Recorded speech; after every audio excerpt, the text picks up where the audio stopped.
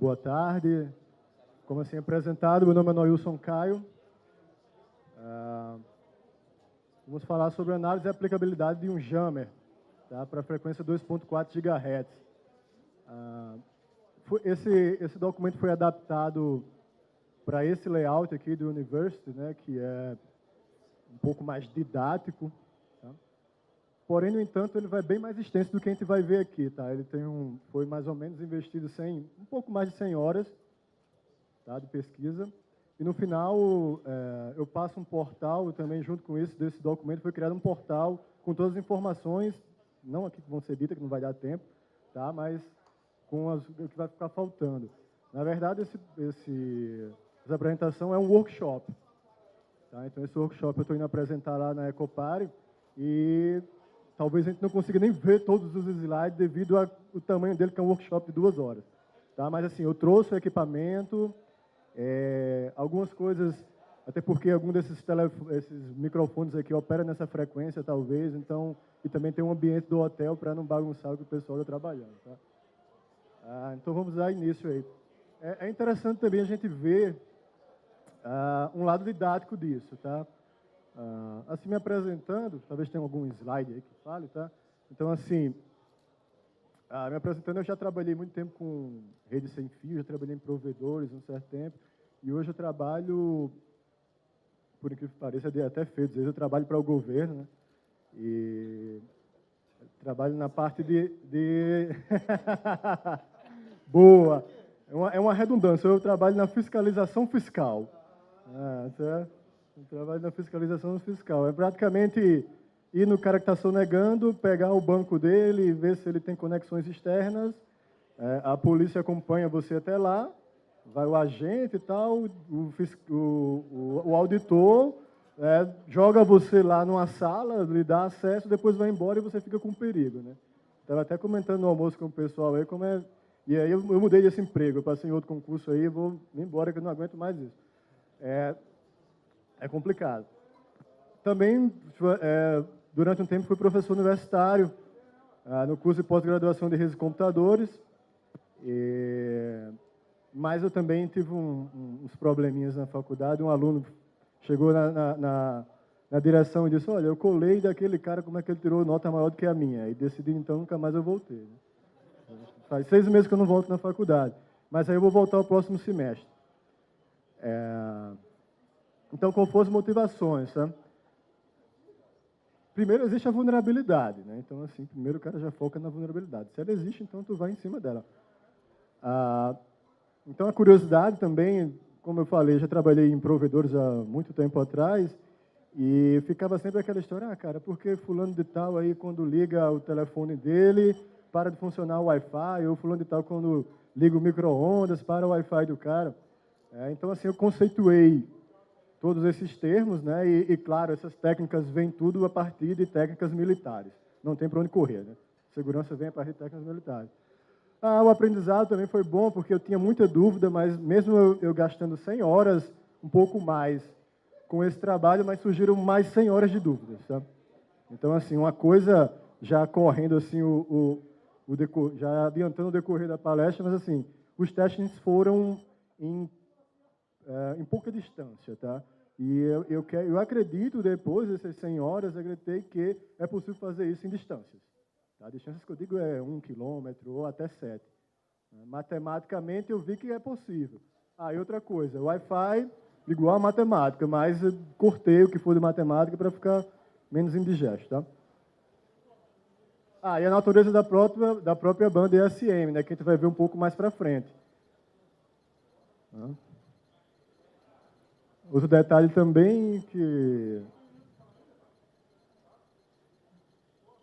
esse hardware aqui, eu vou ver se não vai dar para todo mundo ver o hardware, mas eu vou ver se eu ligo a webcam e aí coloca alguma coisa por frente aqui, tá? E quem quiser também na hora dos testes, estiver usando o celular, algo do tipo, tiver algum software de fazer site survey, tá? Dá para participar, dá para todo mundo participar também, tá? Então, a banda ISM, né? Reservada a frequências não protegidas, realmente não existe esse termo, conhecida como Industrial Scientific and Medical Radio Bands. Bem, quase tudo que nós temos... Peraí, só um minuto. quase tudo que nós temos hoje operando é por causa dessa banda, né? Só que existe uma pequena parcela dessa banda que é para radares. Então, às vezes a gente pensa, pô, por que meu Wi-Fi aqui no aeroporto não é permitido? Tá? O ideal é que o seguinte, produtos fabricados que vão operar nessa banda, eles sejam capazes de detectar algo que esteja operando, onde ele está operando, e ele mude daquele canal, principalmente se for algo militar. Certo? Então, assim, quando isso é homologado e quando é feito um projeto, o pessoal tem essa preocupação. Eu conheço provedores que ficam do lado de bases aéreas e conseguem conviver bem. Né? Lá, assim, eu sou lá de Natal, do Rio Grande do Norte, e lá na base aérea, a base aérea militar mesmo, o pessoal foi feito um projeto, o pessoal foi lá e disse, olha, a gente tem radares operando nessa frequência. Então, vocês coloquem sempre que ele chegou aqui, pule, tá? Não trabalhe aqui, nos dê uma banda aqui de folga. Outro detalhe. Eu acho melhor a didática, se caso vocês queiram, que as perguntas não fiquem para o final, tá? A pergunta fique... Apareceu a pergunta, opa, vamos ver aqui. Tá? Talvez até a gente pule conteúdo e esteja mais na frente. Eu disse, não, pera, o próximo slide já é isso. Tá? Então, assim, pode ficar à vontade. O ideal é que todo mundo participe. Tá? Então, essa ISM não é só aquela frequência 2.4 GHz, geralmente a gente vê em algumas literaturas, certo? Mas ela é uma frequência que vai de baixo a alto. Há controvérsias de que micro-ondas começam a partir de 900 MHz. Algumas literaturas dizem que sim, que começa, e outras dizem que começa a partir de 1 GHz. Tá?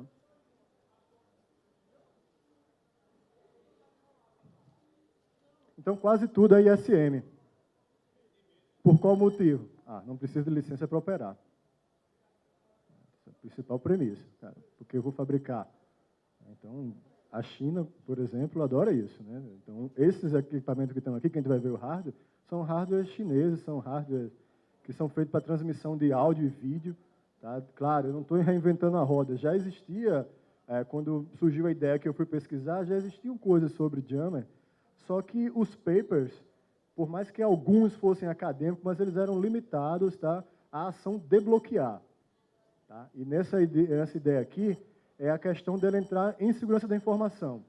Já é sabido por muitos que o cara pode vir com um software AP, tá, jogar um probe lá na rede e dizer, galera, quem está aqui nessa rede, saia, desautentique, e quando você for voltar a negociar, eu venho com um sinal mais forte e capturo essa comunicação. Tá? Então, como seria um jammer para fazer isso? Jogar o cara fora. Tá? Empurrar o cara fora da rede e quando ele voltar, ele cair na armadilha. Então, qual o motivo? Tem uma primeira regra, né? Então, isso vai nesse range e a gente vai ver que quando ela nasceu já existia também outras coisas operando aí, tá? Não tem para onde correr. Inclusive uma tecnologia que já morreu morta, né? Nasceu morta.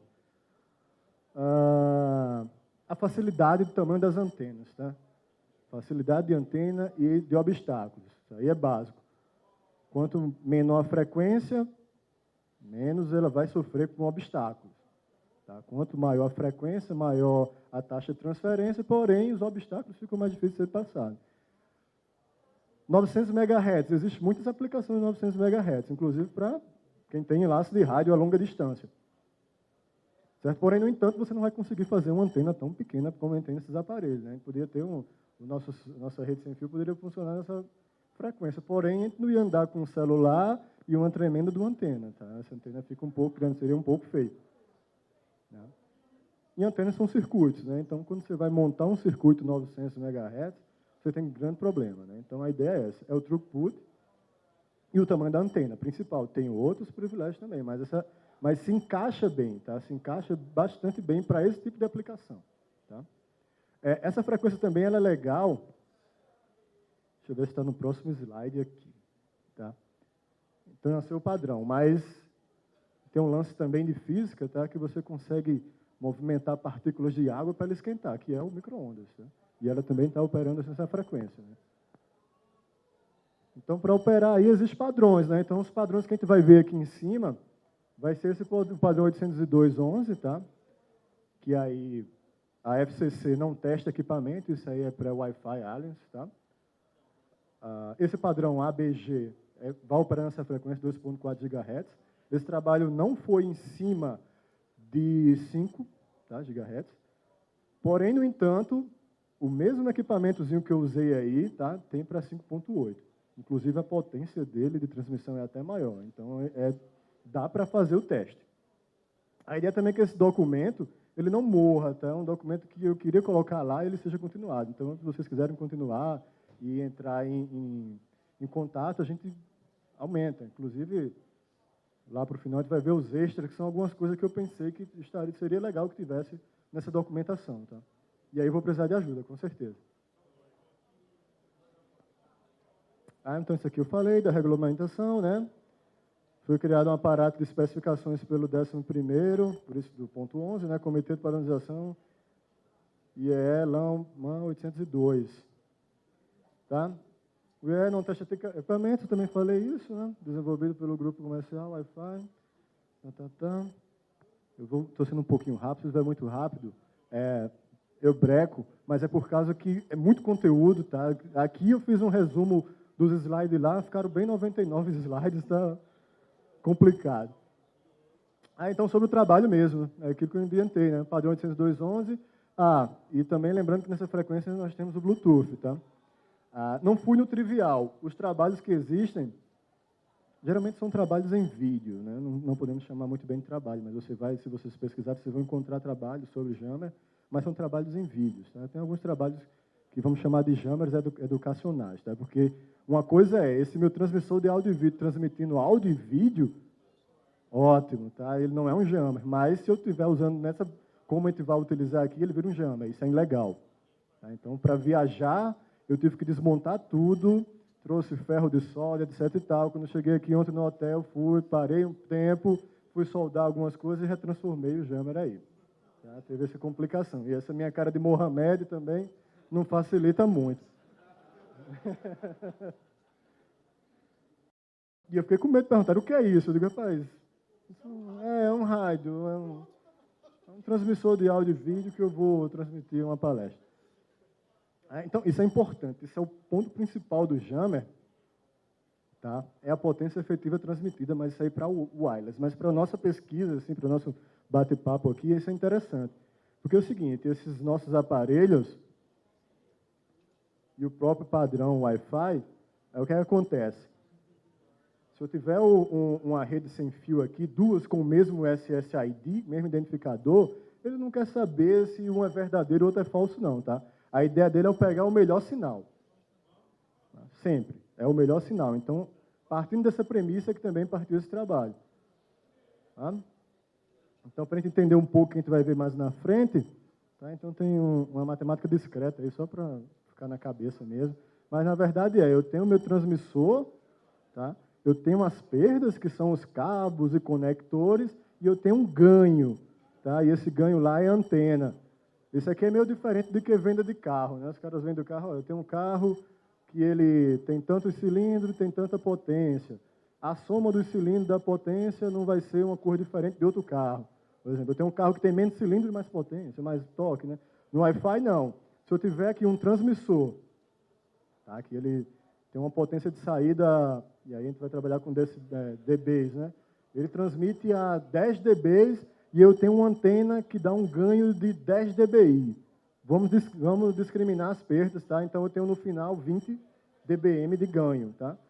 Se eu pegar um equipamento que tem 5 de ganho, um equipamento que tem 5 de potência e uma antena de 15, no final, os dois equipamentos são iguais, porque a potência radiada, né, vai ser a mesma, tá? Isso aqui é interessante. Então, esses equipamentos, esse jammer aí, eles são 17 dBm, tá?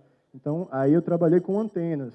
Eu comprei antenas grandes, mas infelizmente não deu tempo, por mais que eu tenha gastado esse tempo todo, mas não deu tempo de testar todas as antenas, tá? Então, essa é uma ideia principal que a gente tem na cabeça sempre para trabalhar com jammer, né? Então, essa é a ideia, né? Transmissor, aquela seta ali seria os cabos, tá? E a antena. Aqui eu posso somar com aquele, posso diminuir com aquele. Geralmente, quando o cara vai fazer o path loss, né, que é a perda por espaço e tempo, aí você bota isso no sistema, coloca no outro lado do sistema, você coloca só a antena, porque isso é um lance de sensibilidade, né? o sinal chega fraquinho lá e o equipamento tem que ser sensível bastante para reorganizar aquilo, poder ler, transmitir e receber. Né? Seria interessante. Então, além de sair do transmissor e receptor, você coloca uma parte negativa gigante, que é as intempéries lá, que são as paredes, que é a distância, etc. E tal. Por isso que, geralmente, esses valores são negativos. Então, é legal também, sempre quando você for trabalhar com essa parte de Wi-Fi, seja para interferir, ou seja para também melhorar, trabalhar com essas grandezas, tá? Sempre calcular, baseado. Então, assim, eu posso aumentar a potência do equipamento, até certo ponto, existem limitações e normas brasileiras, como também a antena. Mas, no final, a norma quer saber esse conjunto. Tá? O que vale realmente é o conjunto. Pronto, a resolução. Mas, pulando tudo, só a parte da grifada que é legal.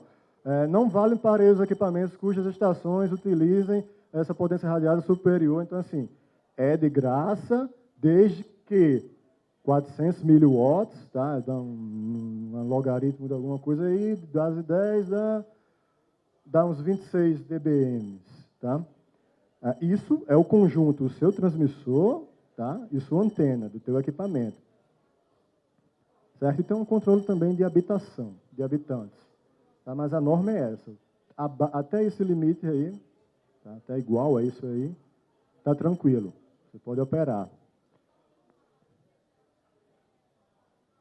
Então, esse trabalho.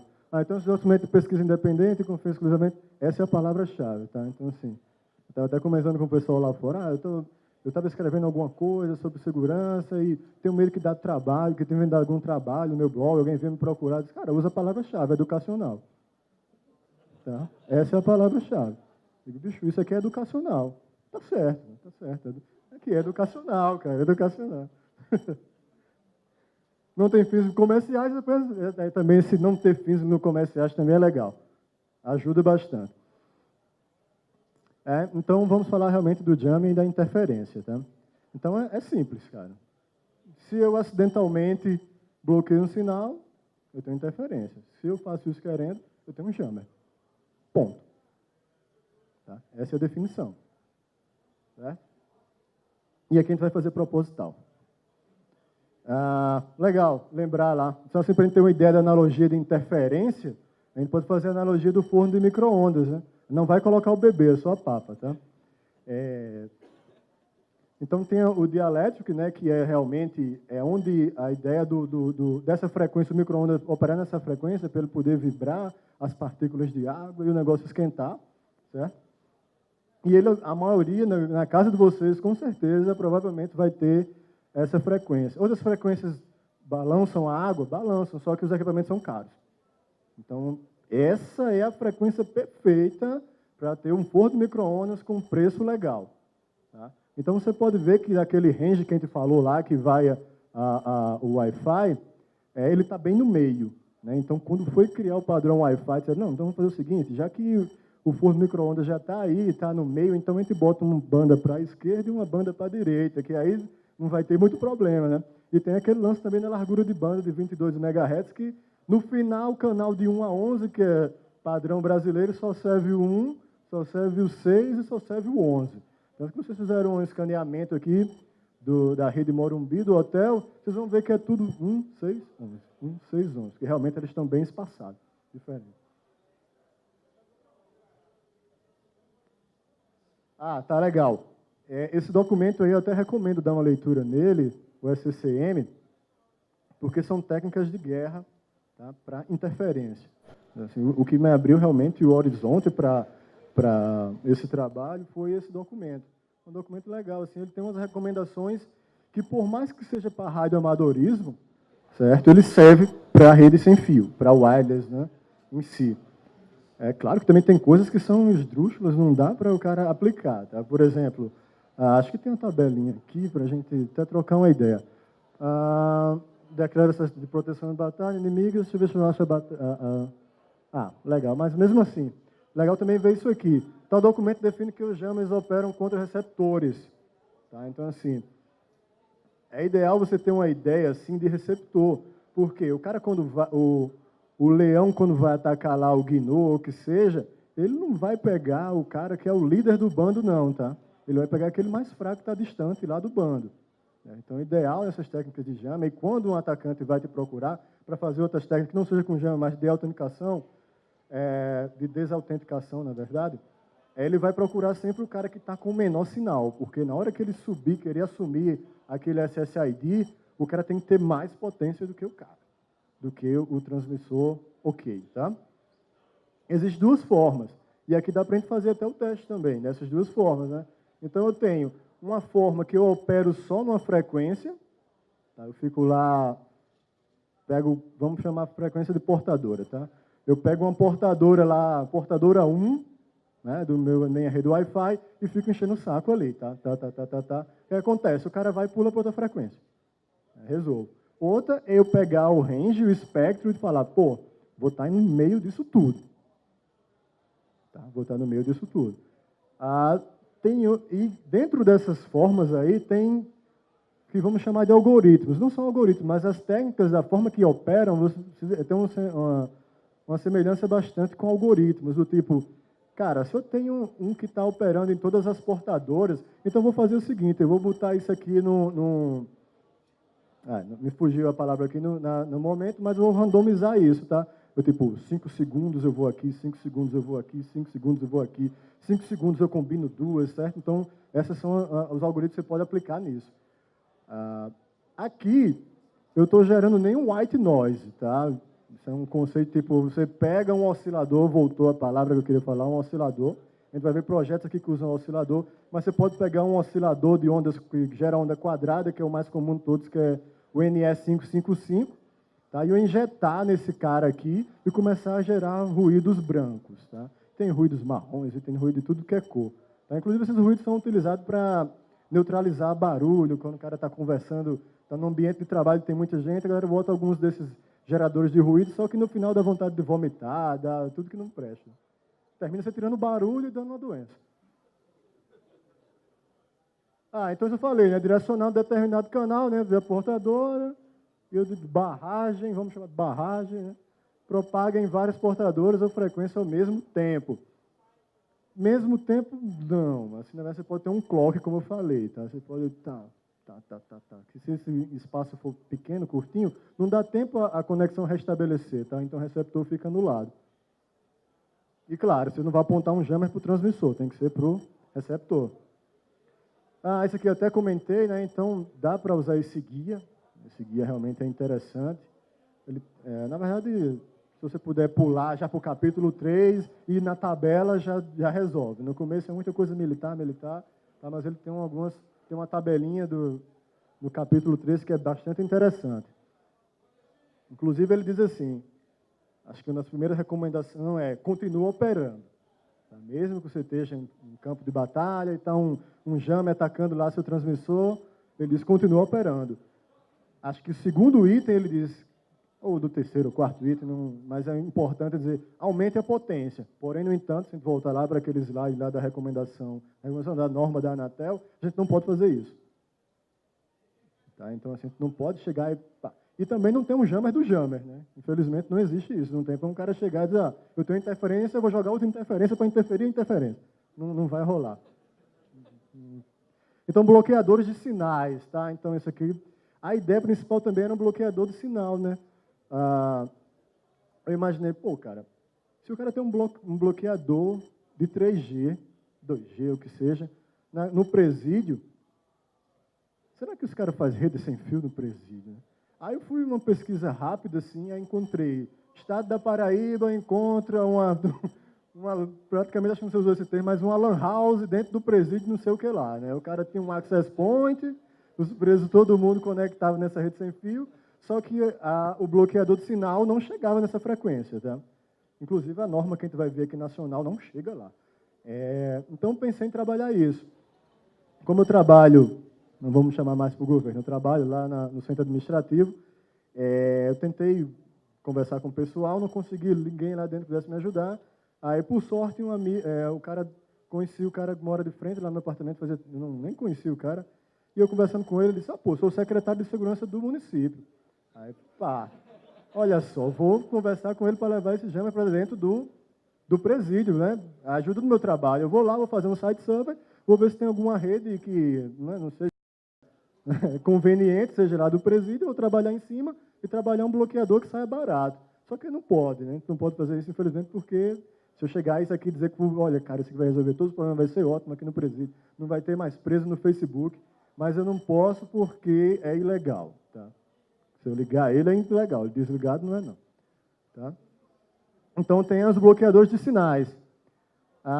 Então, tem uma definição lá da Anatel, né? Bloqueador de sinais de radiocomunicação, BSR, é um equipamento destinado a restringir o emprego de radiofrequências ou faixas de radiofrequência, blá, blá, blá, específica para fins de comunicação. Vamos ver aqui uma parte mais específica. É legal essa resolução número 506. Assim, quem quiser estender mais sobre o assunto, é legal. Essa resolução é legal para você ver que ela está meio morta, né? Você percebe sendo que ela está um pouco mais atrasada. Então, a plataforma brasileira de bloqueio... Bem, é um efeito. Não é um efeito, claro. É a lâmpada que deve estar queimando ali, porque na própria projeção já está dessa cor.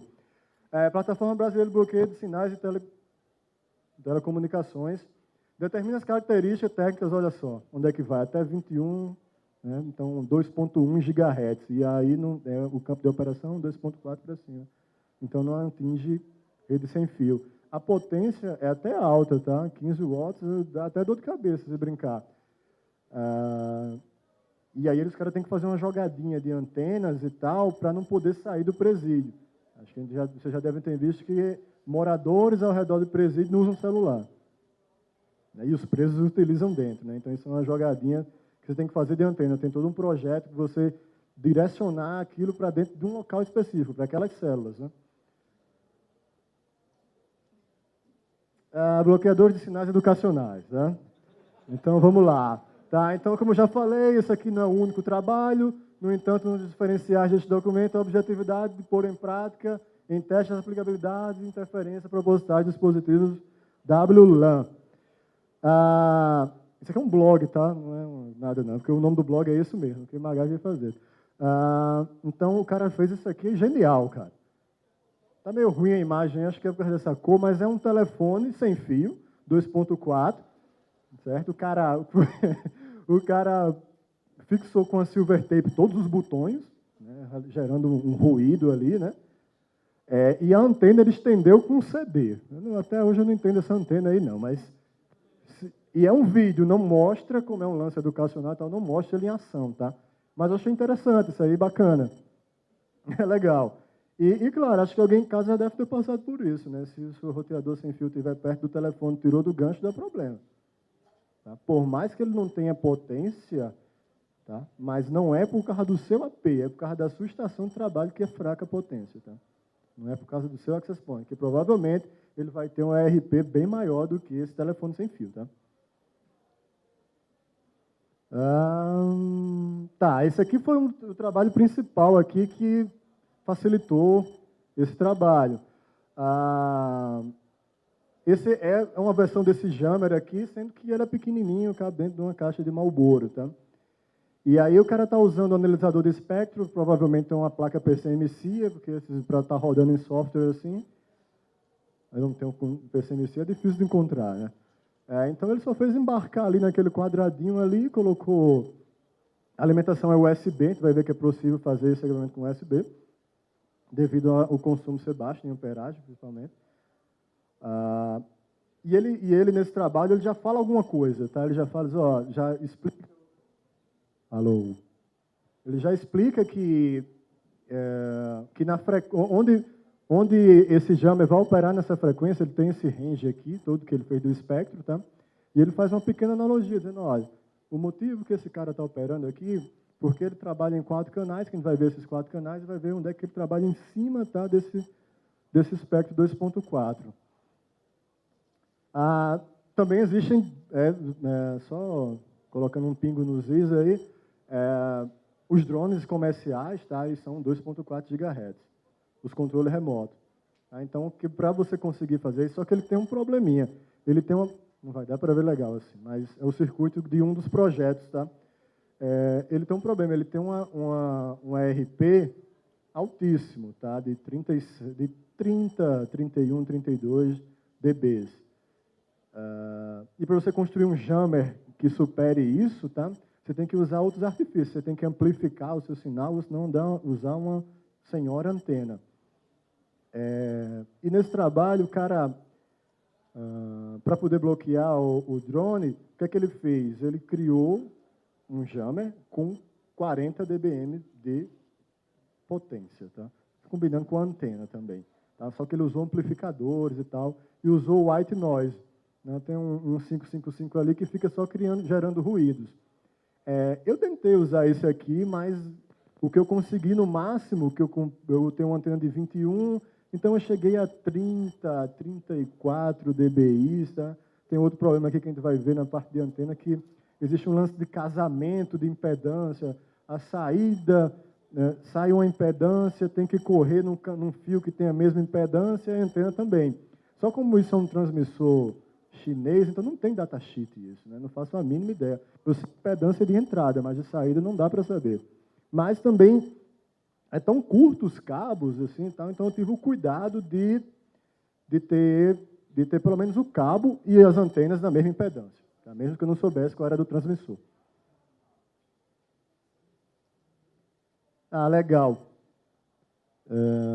Talvez vocês já tenham visto também, mas tem muito aparelhinho aí vendendo para detecção de câmeras, espião, né? Então tem um aparelhinho desse aqui.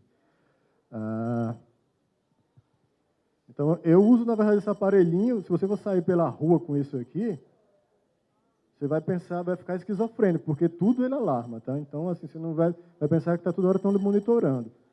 E esse aqui, eu acho isso aqui, desculpa pela palavra, uma fuleiragem, tá? Muito fraco. Mas, ó, aqui é sem fio, tá? Provavelmente, né? 2.4 ele vai... Mas veja, eu tenho que encostar lá no negócio. Se você sair na rua, pronto, você apontar, ele vai estar... A gente sabe que a gente está sendo bombardeado toda hora com frequências, né? Só que ele me auxilia ali, porque quando eu ligo um canal, né, eu tenho 4 transmissores aí, eu tenho 4 canais operando, eu tenho que ver a preocupação. Tipo, eu botei um LED para sinalizar que está energizado, mas quando eu subo um canal daquele ali, eu tenho que saber se pelo menos está fazendo alguma coisa, tá? Então eu uso geralmente isso para calibrar.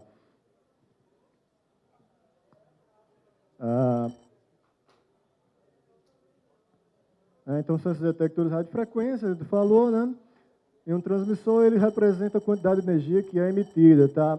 Tem um projetinho também na net, que você encontra de faculdades.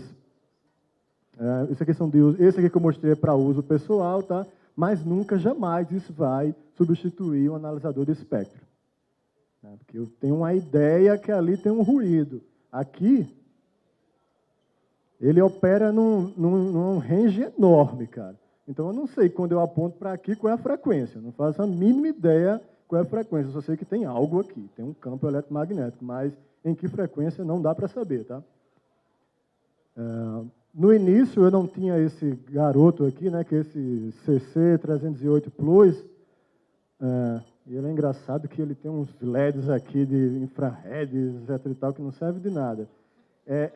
A ideia é o seguinte, é você sair feito um louco no quarto do hotel aqui, tá? Aí você encontrou alguma coisa. Aí você acende um LED, eu não sei nem como é que acende esse LED aqui, que eu achei ridículo isso. Aqui, pronto, olha só. Aí você bota aqui, aí tem um visorzinho aqui, tá? Que você olha aqui, mira nele, tá? E você vai... Aí, se realmente tiver uma câmera, você vê diferenciado, você consegue visualizar a lente, tá? Dá para ver a lente. Mas isso aqui é para gente paranoica, não tem precisa disso. Tá? Aí tem o cell phone detector. Esse aqui eu usei primeiro, eu usei ele porque, como eu comprei isso na China, demora demais para chegar.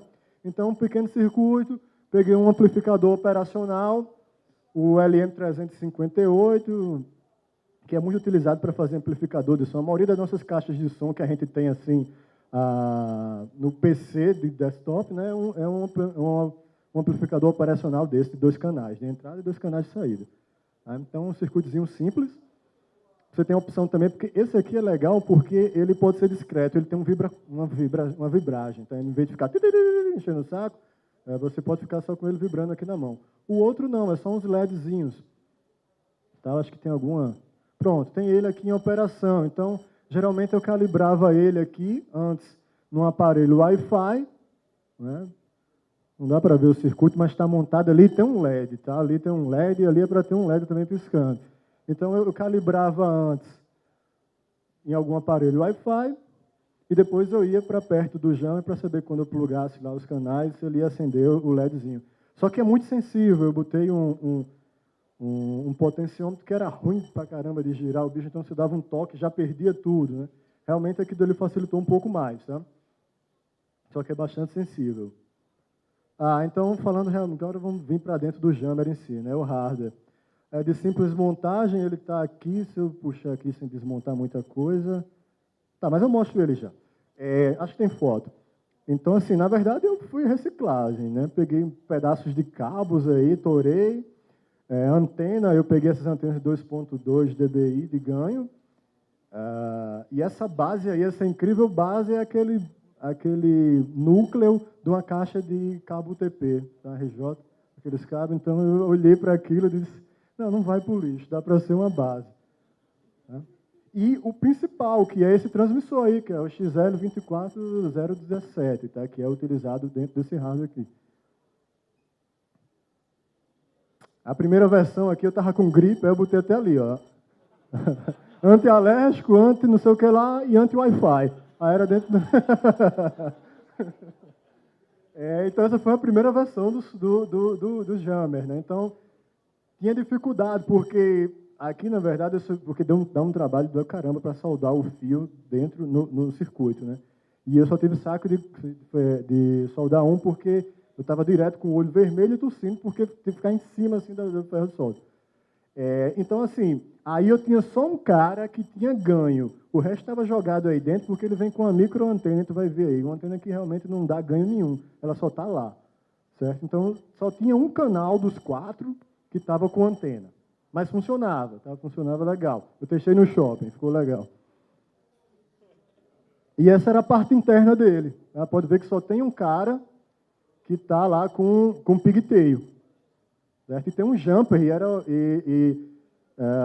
a seleção de canais é manual. Então, tipo, eu tenho um transmissor, canal 1, canal 2, canal 3, canal 4. Então, toda vez que eu queria operar esses transmissores, eu tinha que tirar um jumper, colocar, tirar jumper, tá?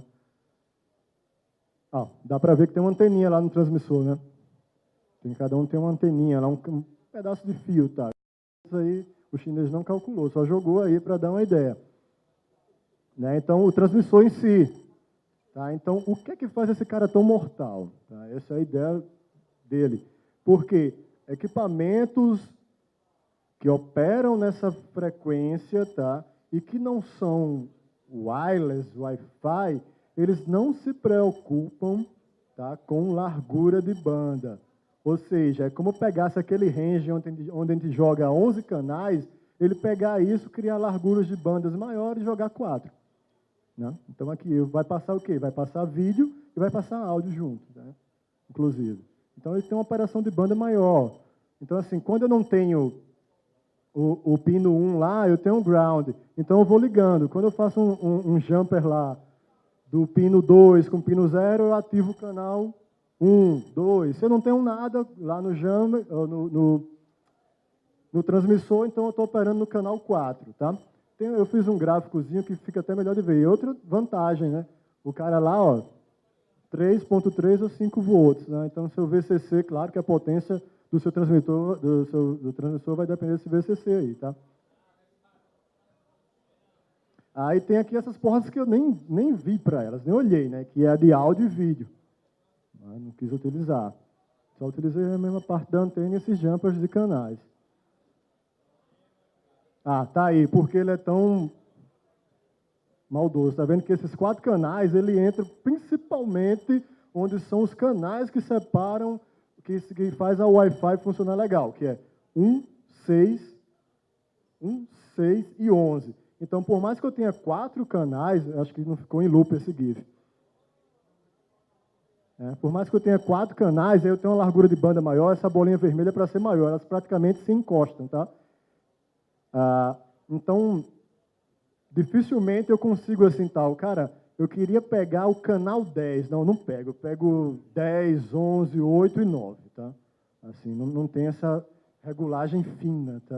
Quando eu ligo o jammer, ele vai detonar aquele espaço ali, tá? Devido a essa largura de banda. Então, o transmissor em si, né, dá para ver, eu coloquei ele numa lupa aí, ele tem um cristal ali para poder fazer que ele trabalhe naquela frequência, um CI, coisas que não dão para identificar. Eu até tentei identificar esse circuito, mas não dá. Tá? Ficou um pouco difícil.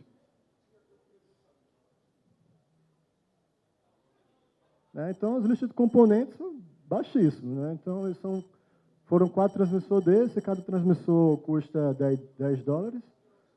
A antena eu peguei um suporte lá de uns amigos. O pigtail também eu cortei de uns access point velho.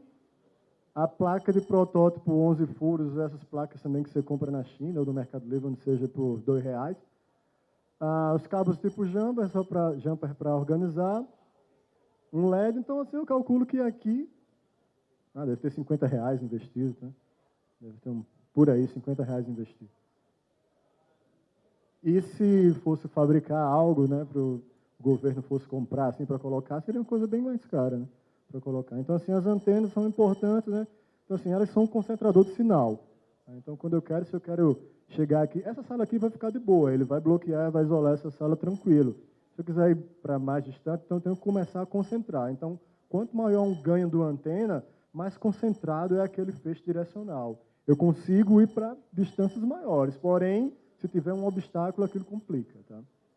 E até é comum em projetos de wireless, o cara, vou cobrir essa sala aqui, eu boto uma antena que a bicha tem um ganho enorme, tá? E como ela é concentrada, ela vai sair uma linha reta aqui, quem estiver debaixo da antena, aí vai ter dependendo do diagrama de radiação da antena, quem estiver embaixo praticamente não vai nem ter sinal, né? Porque ela é uma coisa concentrada jogando. Então, foi esses 4 daí, cada um com a anteninha. Tá? 4 minutos? Puxa vida.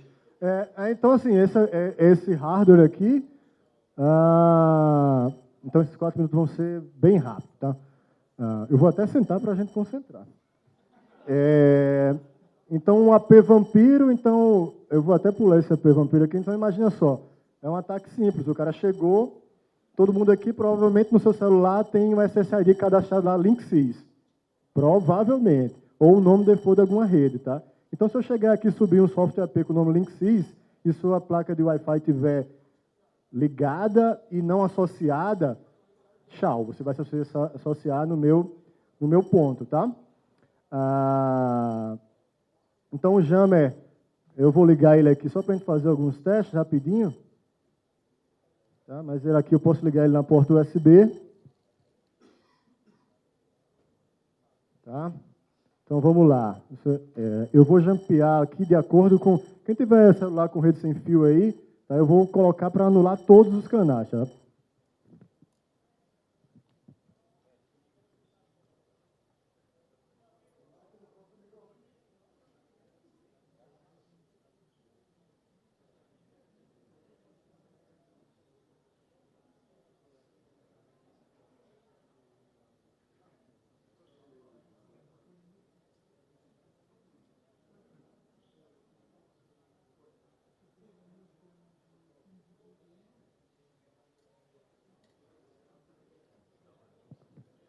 Então, só procurar aí rede sem fio, que eu acredito que não vai ter mais nada.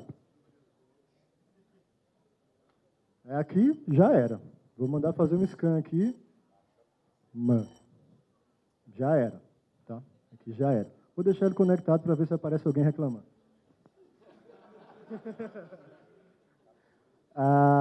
Então, assim, eu tenho o irmão maléfico lá, tá? Então, pronto, eu anulei esse canal. Veja só, eu encontrei eu fiz um scan de rede e encontrei que, tipo, a galera está conectada aqui na rede do Hacker to Hacker, no canal 1. Então, o que é que eu faço? Eu libero aqui meu jammer, tá? Menos o canal 1. Então, isso vai desaparecer para você. Então, eu pego aqui no meu software AP, subo uma rede com o mesmo SSID e você vai conectar nela sem nem perceber, tá? Não vai perceber isso. Claro que tudo isso que a gente está vendo é sem criptografia. Detalhe, esse trabalho é rede sem criptografia. Porém, esses probes de autenticação, de pedir de desassociar, eles vão na camada sem criptografia, tá? Algumas soluções você até consegue colocar isso, mas aí é WPA Enterprise, então nem todo mundo tem Enterprise para poder utilizar isso. Eu queria só mostrar um vídeo para não perder o tempo aqui, só para a gente ver aqui. Tem um cenário que eu utilizei. Vão me dar mais 2 minutos que eu estou sabendo aí, eu fiquei sabendo. Não foi isso? O Rodrigo disse mais 5 minutos aí que o menino veio lá de Natal, longe pra caramba.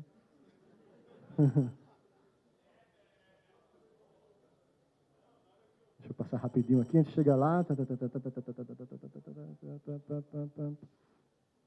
Só para a gente visualizar o cenário, para a gente entender aqui. Processa. Interessante que E a gente pode continuar essa conversa lá fora, qualquer coisa. O cenário que foi utilizado é esse, tá? Então, eu peguei essa galera aqui, ó. Eu peguei o atacante lá, vítimas a 1 metro, tá? Nesse cenário aqui, lá no meu apartamento, discriminei os quartos. Eu tenho um Xbox aqui, tenho o meu transmissor lá, tá? E tenho mais outras estações. Então, eu comecei a fazer teste com Jammer, tá? O primeiro teste foi esse que a gente viu aqui. Então, eu anulei todo mundo, tá? Então, né? E aí, para concluir aqui um pouco mais, devido ao tempo, tá? Eu queria ver aqui, só para a gente ver aqui rapidamente em vídeo, mas como é que acontece tudo isso que eu estou falando para vocês, né? Esse ataque. Tá? Então, veja que eu estou lá em cima associado na rede Wi-Fi Jammer, tá? Olha lá o MAC address, né? Eu estou aqui, está rodando o sinal lá, né? O que é que eu faço? Eu vou ativar o Jammer em cima do canal 1. Então, eu vou lá e disse, Jammer, vai lá, opere no canal 1, tá? Quando ele começar a operar no canal 1, esse cara vai cair. Eu acho que dá para dar uma adiantada de leve aqui, sem perder muita coisa. Vamos aguardar. Então, tem uns 5 minutos aí extra que eu ganhei. Tá ali, ó. O Jammer entrou em ação, tá? Já saiu. O vendor dava para ver antes, eu até ter falado aqui, mas, ó, cortei o sinal lá. Certo? Esse tempinho que está passando é o tempo que eu vou lá, configuro um software AP, já subo o software AP, tá? E o cara lá, ó, o MAC address pode ver que é outro. Aqui o cara continua operando, não sabe de nada do que aconteceu, tá? E ele agora está no meu Evil Twin. Tá? Então, esses são os testes, tá? Esses são os testes realizados. A diferença do Jammer para o probe de desautenticação é que com o probe de desautenticação, se o meu sinal for fraco, eu não vou conseguir sucesso. Com o Jammer, eu vou ter sucesso mesmo com o sinal fraco. Então, eu posso, em vez de estar usando o meu notebook, eu posso usar meu celular com threading. E aí, cara, não está legal o sinal. Então, ativo o Jammer, boto aqui o threading, saio como não quer nada, passo de lado lá da minha vítima, o cara se associa, eu vou embora, volto para o meu local, tá? E fico conectado com ele. Ele fica conectado na minha rede, tá? A ideia é essa. Só para complementar, que eu sabia que não ia dar tempo tudo isso, eu queria só passar para vocês esse endereço, porque aí tem toda essa pesquisa, tá? Documentada. E aí fica melhor, mas o endereço... Pronto, eu já vou terminar. Vou só passar o endereço, tá? E eu termino. Certo? Mas aí tem vídeo, todos esses testes que eu estou falando tem vídeo, tá? Naquele cenário que tinha o Xbox, lá tem um vídeo do Xbox caindo, tem um vídeo do Windows caindo também nesse tipo de ataque. Então, aqui acabou, né? Ainda bem. Tem como fazer um Jammer nesse computador aí também, né? Pronto. Legal. Também tem uns testes com robô, tá? O Bluetooth, os testes que eu fiz foi com robôs. Então, os robôs ficaram loucos, tá? Em resumo, quando você ligava o robô e o Jammer estava ligado, ele já dava um salto e já bagunçava todos os estudos do pessoal lá do Instituto Federal. E também os testes de distância, que não vai dar tempo também falar, mas aí matematicamente eu vi que vai rolar com distância. Certo? E tem a versão web, que aqui o endereço não fiquei aqui, mas eu vou anotar aqui no terminal, que pelo menos serve para isso. Então, o endereço Jammer4.com, tá? Jammer4.com. Tá? Então, tem toda essa pesquisa lá envolvida, tá? Com vídeo, com imagem, com detalhes. O lançamento realmente está sendo hoje aqui, o lançamento desse portal. Faltam alguns detalhes de padronização. Aí tem uma pessoa me auxiliando na parte da edição. No dia 28 eu lanço a versão espanhol lá na Ecopare, dia 29, na verdade, e a versão em inglês deve estar saindo aí nesse intervalo, tá? Está saindo nesse intervalo. Meu tempo acabou, obrigado pela atenção de vocês aí, espero nos encontrar mais vezes aí. Valeu!